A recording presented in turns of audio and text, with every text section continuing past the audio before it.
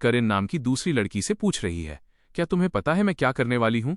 इस पर कारिन थोड़ा झिझकते हुए जवाब देती है, किंडा, यानी शायद थोड़ा बहुत। खड़ा है, वो काफी हैरान और कंफ्यूज लग रहा है। फिर कहता है, तारांकन मैं वो कर दूंगा, तुम्हें लकड़ी वुड की भी जरूरत है ना? हीरो करीन से कहता है कि उसे कुछ खास करना है। करीन समझ जाती है और काम के लिए तैयार हो जाती है। सबको उनके टैलेंट के हिसाब से काम देता है। वो एरी को लकड़ी वुड इकट्ठा करने की जिम्मेदारी देता है। एरी बहुत जोश में है और कहती है, ये मुझ पर छोड़ दो। अगला नंबर आता है माना का। होकागे उसे राशन या खाने पीने का सामान प्रोविजंस ढूंढने के लिए कहता है। माना भी पूरी तरह तैयार है और अपनी सहेली रीता की मदद लेने की बात करती है। इसी बीच अरिसा नाम की लड़की बहुत एक्साइटेड होकर कहती है कि उसने फैसला कर लिया है, वो मछली पकड़ेगी, फिशिंग। उसे लगता है कि वो बहुत सारी मछलियां पकड़ लेगी। होकागे अरिसा की बात सुनकर थोड़ा मजाक उड़ाता है। वो कहता है कि मछली पकड़ना अभी लो प्रायोरिटी, कम जरूरी है। अरिसा चिढ़ जाती है क्योंकि होकागे को लगता है कि वो एक भी मछली नहीं पकड़ पाएगी। आगे कहता है कि अरिसा का हाल एक बोझू, जापानी शब्द जिसका मतलब है गंजा या साधु जैसा होगा। अरिसा गुस्से में चिल्लाती है, मैं गंजी नहीं हूं। असल में होकागे का मतलब था कि वो खाली हाथ बगैर मछली के वापस आएगी। एरी उससे पूछती है कि वो खुद क्या करेगा। होकागे के पास बहुत सारे काम हैं, लेकिन उसका सबसे बड़ा प्लान सबको चौंका देने वाला है। होकागे तय करता है कि वो जोमोन पीरियड के स्टाइल में मिट्टी के बर्तन अर्थनवेयर बनाएगा। बाकी लड़कियां हैरान हैं कि क्या हम आदिवासियों की तरह रहने वाले हैं। होकागे पूरी प्रोसेस समझाता है। स्टेप 1, मिट्टी से शेप बनाना। स्टेप 2, उसे आग के पास रखकर पकाना। स्टेप 3, बर्तन के अंदर कोयला डालना। स्टेप 4, और बस आपका मजबूत बर्तन तैयार। होकागे एक जिम्मेदार लीडर की तरह अपनी टीम को समझाता है कि उन्हें अपनी खोज सर्च सिर्फ नदी तक ही सीमित रखनी है। वो साफ हिदायत देता है कि अगर कोई जंगली जानवर दिखे तो बहादुरी दिखाने के बजाय सीधे गुफा केव की तरफ भागना है। पूरी टीम एक साथ रॉजर चिल्लाती है। सब अपनी अपनी ड्यूटी निभाने के लिए तैयार हैं और इसी के साथ उनका आइलैंड पर रहने का पहला बड़ा मिशन शुरू होता है। अरिसा बड़े गर्व के साथ वापस आती है और कहती है, मैं मिट्टी क्ले ले आई। होकागे थोड़ा हैरान होता है और उससे पूछता है कि क्या उसके बैग का गंदा होना ठीक है। अरिसा बड़ी बिंदास है और कहती है कि वो उसे नदी में धो लेगी। अरिसा अपने बैग में ढेर सारी गीली मिट्टी भरकर लाई है।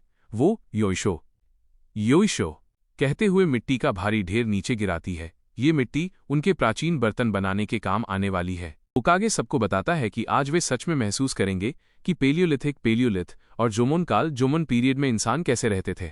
उनका मकसद सिर्फ जिंदा रहना नहीं, बल्कि पुरानी तकनीकों को फिर से जीना है। होकागे खाली नहीं बैठा था। उसने अपने सर्वाइवल किट में मौजूद धागे और सुई, थ्रेड एंड नीडल का इस्तेमाल करके एक काम चलाऊ फिशिंग रॉड तैयार कर ली है। अरिसा ये देखकर दंग रह जाती है और तुरंत मछली पकड़ने के लिए उतावली हो जाती है। अरिसा इंतजार करने के मूड में बिल्कुल नहीं है। वो रॉड छीनती है और चिल्लाती है, मैं और इंतजार नहीं कर सकती। वो तुरंत पानी में कांटा फेंकने की कोशिश करती है। अरिसा को लगता था कि मछली पकड़ना वीडियो गेम जैसा आसान होगा, जहां मछली तुरंत कांटे में फंस जाती है। लेकिन यहाँ पानी में मछलियां तो हैं, पर वे अरिसा के खाली कांटे के पास भी नहीं फटक रहीं। होकागे शांति से उसे बताता है कि तुम्हें कांटे में चारा बेत लगाना पड़ेगा। जैसे ही वो अरिसा की तरफ एक रेंगता हुआ केंचुआ अर्थवर्म बढ़ाता है, अरिसा की चीख निकल जाती है, उगे केंचुए को देखकर अरिसा की हालत खराब हो जाती है और वो वाह चिल्लाने लगती है। होकागे मजे लेते हुए पूछता है, क्या तुम हार मान रही हो? लेकिन अरिसा अपनी जिद पर अड़ी है और कहती है, नहीं, मैं ये कर सकती हूं।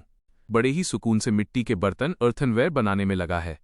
वहीं दूसरी तरफ हमारी हीरोइन अरिसा बोर हो रही है और मछली पकड़ने की कोशिश कर रही है। काफी देर इंतजार करने के बाद अचानक अरिसा की फिशिंग रॉड जोर से मुड़ती है।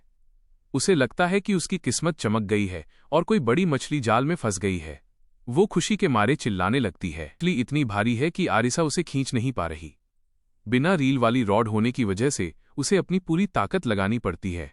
पीछे से हमारा हीरो उसे टोकता भी है कि जरा संभल कर। अरिसा अपना बैलेंस खो देती है।